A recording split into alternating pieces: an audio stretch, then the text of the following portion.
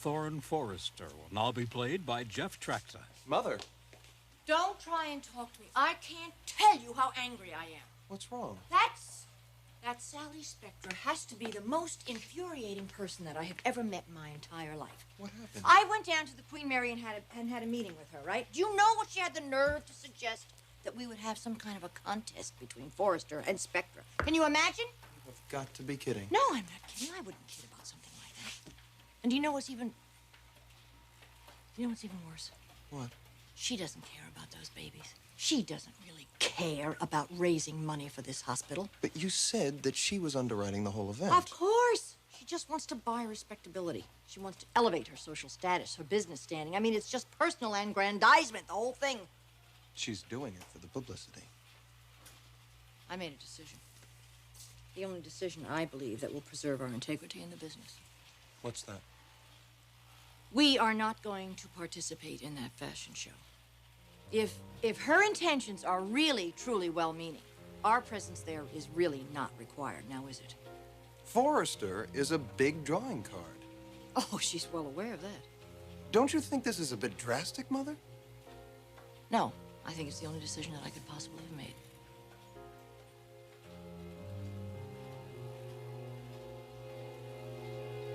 Oh, that woman! That Stephanie Forrester, I cannot believe her. Boy, that is one tough cookie. If I told you once, I told you 1,000 times, this would never work. And after you put down all that money for a deposit. Hey, wait a minute. Did I miss something here? What is wrong with the Queen Mary? Well, she just had a little engine trouble, you know. She stalled to a dead stop in first gear. What are we gonna do? We're gonna be a laughingstock. Macy has sent all the invitations to all the buyers for a double show. Macy. Where is Macy? I haven't heard from her since you left, Sal. Oh, that's great. That's just great. Here we got the whole business in jeopardy, and she's out to lunch. What are we gonna do, Sally? What are we gonna tell the buyers? What possible excuse can we make for no Forrester? Just don't say that, Saul. Don't say no Forrester, not yet, huh? There's got to be a way out of this. Let me think. Forrester. Yeah. Forrester. Stephanie is not the only Forrester, right? Maybe one of the others will be a little more understanding, a little more reasonable, and a little less prejudiced towards me, huh? Ah, they're all the same, birds of a feather. Maybe. Maybe not. What do you think? I could go over there. I could take Macy with me, huh? Did she tell you where she was going? No, Sal. She didn't say anything to me. Where's that photographer? I haven't seen him. Click. I get the picture.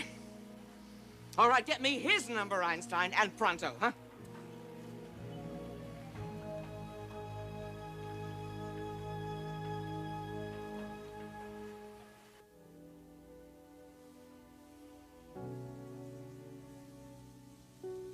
You know, Mick, I've been thinking. You have you? Mm-hmm. I have a great idea. I hope it's as good as the last one you had.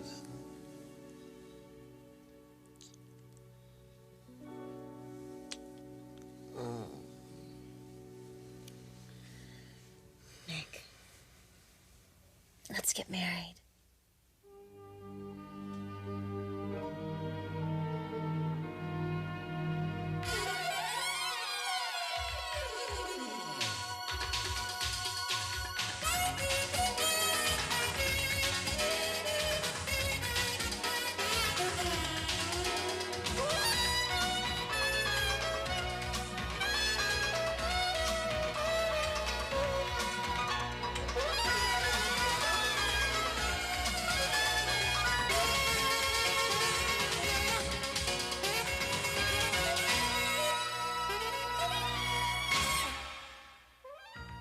The Bold and the Beautiful. This portion sponsored by doctor-recommended natural fiber Metamucil, and you could be regular for the rest of your life.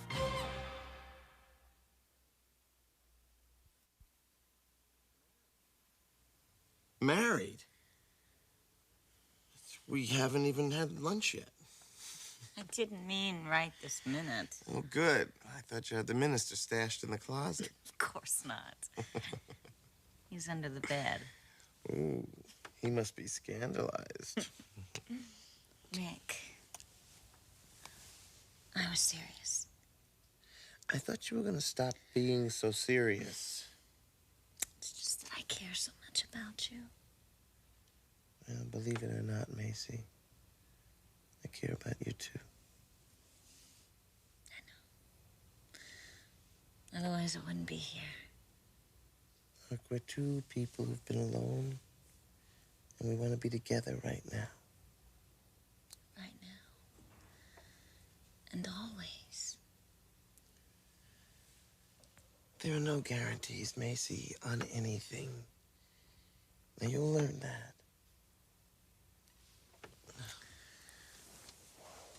All I ever wanted was someone to share things with. You don't know how it's been for me, Mick. I've been on my own, alone for as long as I can remember. Are you kidding? You've got a mother like a bloodhound. It's only been recently that she's shown more interest in me.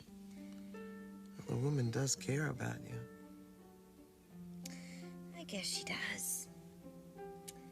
In her own unique way. I'm starting to see that now. But it still can't erase all those years. Being left alone with a sitter. Or even when I was with her. Shoved in some corner and left by myself to play while she worked night and day. That was my childhood. So I raised myself. I taught myself everything. And I learned that I didn't need anyone. As long as I had me. That's a very valuable lesson. It is. So, Mick, let's not need each other. Let's not cling to each other. Neither one of us want that. Let's just share things. Let's experience things together. That's what marriage should be. It should be an adventure. That's my dream. Can't you see how wonderful it could be?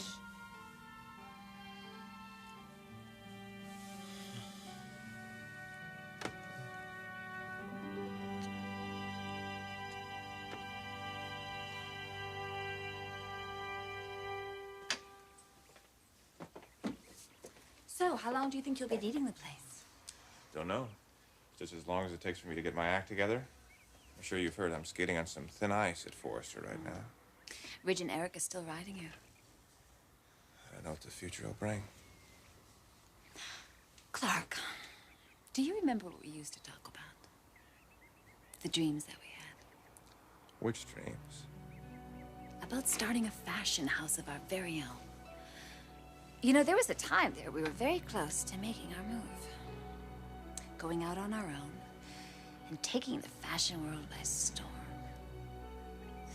You and I were going to be the premier designers on the West Coast. You know, from the sounds of it, now more than ever, we could make those dreams a reality.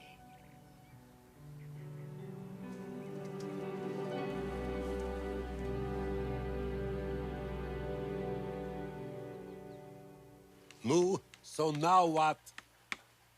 Will you stop fetching for 5 minutes, or will you give me a break, please? I think I'm onto something here. I think I come up with a way to get this whole thing pulled together after all. Darla, get in here with that phone number, will you? I found it. Finally. I filed it under F. You know, photographer. No, I'm not gonna touch that one. I haven't got time. Will you give me the number, please? Give me a minute. I got a very important phone call to make here.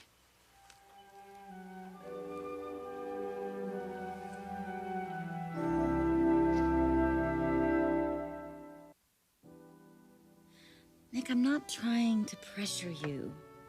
I just want you to see how incredible it could be.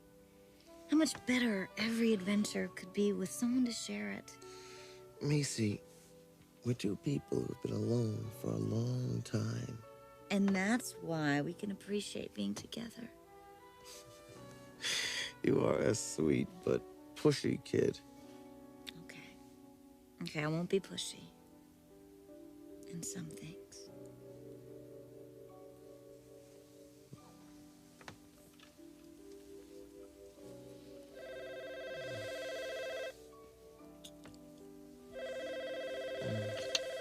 Don't you think you should get that? Not really. You let it ring last time. It could be somebody important.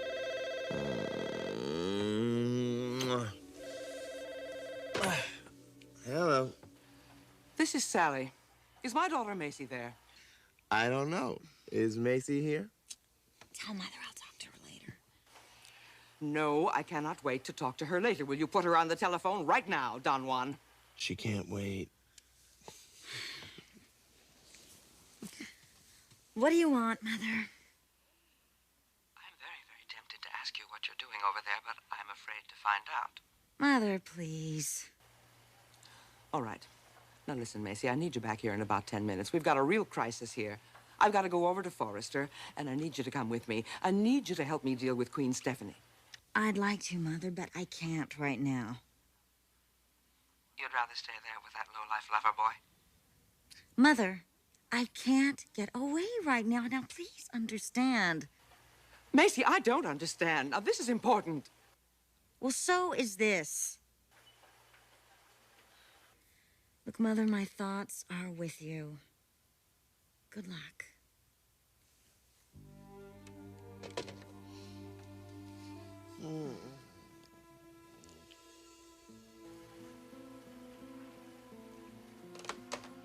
You're going over to Forrester? I could go with you, Sal. I hear there's some real cuties in the mailroom over there. What are you planning? Will you need me there? I'll go get my purse. No, you two. Thanks. But, this is something that's got to be done right. I got to do it myself. Thanks. Hey, Saul. Quit worrying so much, honey. You're going to get that ulcer acting up again. Hey, listen. I mean, Sally may be down, but she's not out, huh? Come on. The old girl ain't out yet.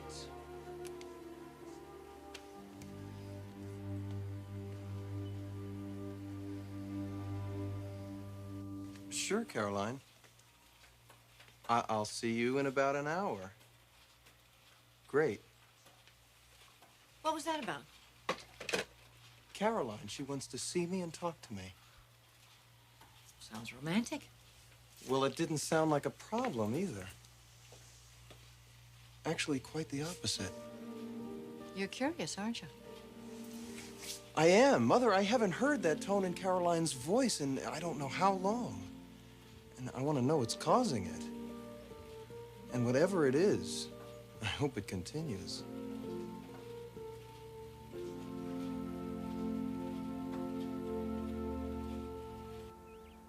Don't hold your breath, Margo. Oh, Clarke, why not? I mean, if things are as bad as you say at Forrester, and with your marriage... I'm not saying I'm giving up hope. On the contrary, that's why I'm here. To get in a couple of weeks of uninterrupted, concentrated work. Well, that may save your job, but what's it going to do to your marriage? My marriage is the reason I can't get any work done. I can't get Kristen off of my mind. Kristen and Mick, bastard. you're still bitter about what you saw in the park. That kills me, Margo. It kills me to think that my wife is capable of lying to me, cheating on me. What did she say to you when you told her that you'd seen them together? Nothing. I haven't told her about it yet. You haven't told her? Look, enough about Kristen and me. Kristen is still seeing Mick, isn't she?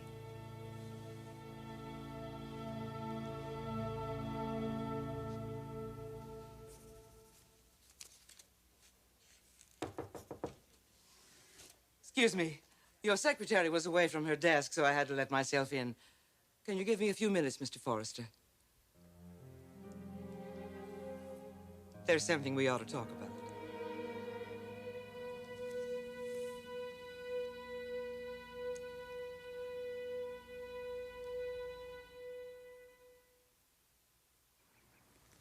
What do you mean? Is Kristen still seeing Mick? Just what I said.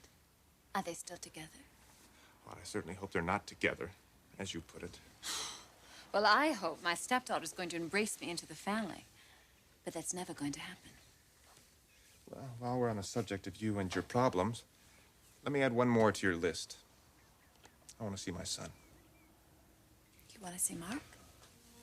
He's all I have left in this world. And damn it, I have the right to see him. Okay. I'll talk to Bill. You'll do more than talk to Bill. You'll tell him I'm going to be seeing him, because otherwise I'm going to march right over there and take him. You understand me, Margo? I am sick and tired of playing these games with you. You know that's a hell of a way to talk to your landlady. Look, I'm sorry. I just need some sleep. I need to work, and I need to think. But most of all, I need to see our son.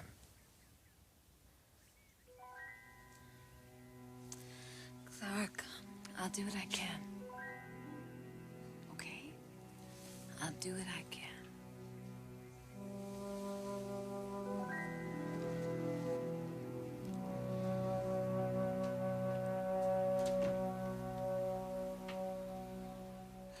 You know, I really must apologize.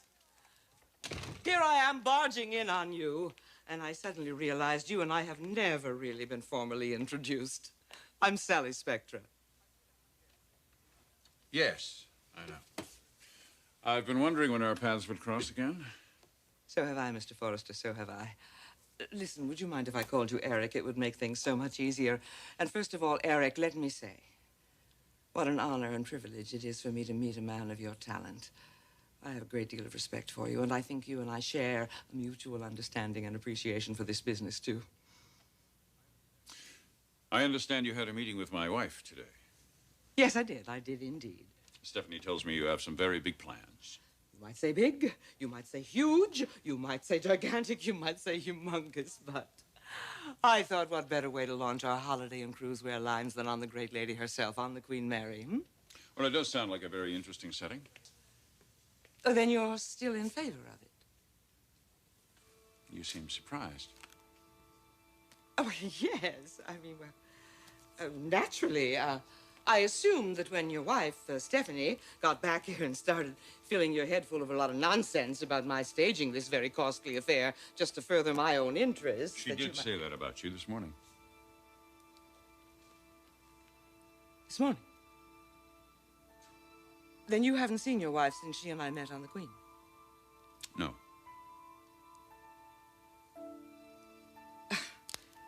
Can't believe it. I beat her to the punch. I gather you had an altercation with my wife. Oh, no. No. Just a little miscommunication. About what? Oh, that doesn't matter. That's not important. What is important is that this show is going to go on as planned.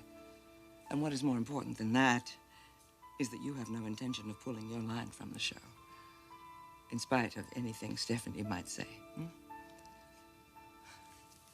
Mr. Forrester, again, let me say, what a pleasure it has been to finally meet you at last.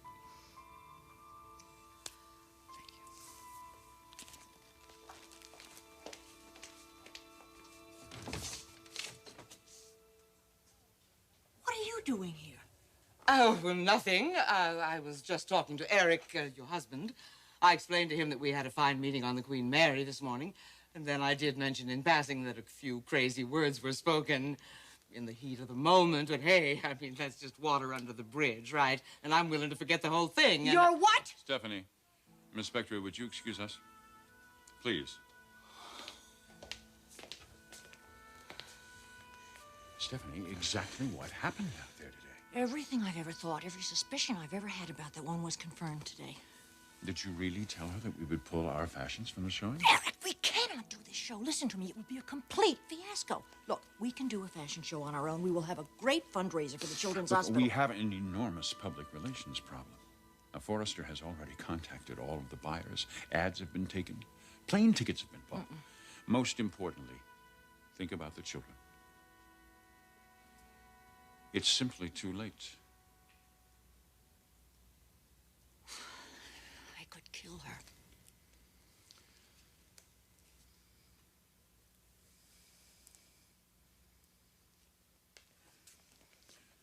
Miss Spectra,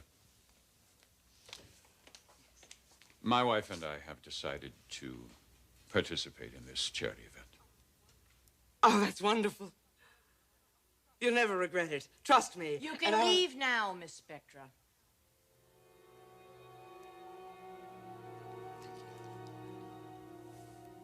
Goodbye, Stephanie.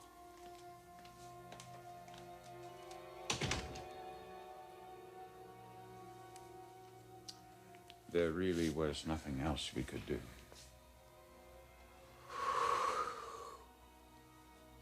Right. All right, we'll do it. But believe me when I tell you, by the time we're through with this, Miss Spectra will know that she has more than met her match.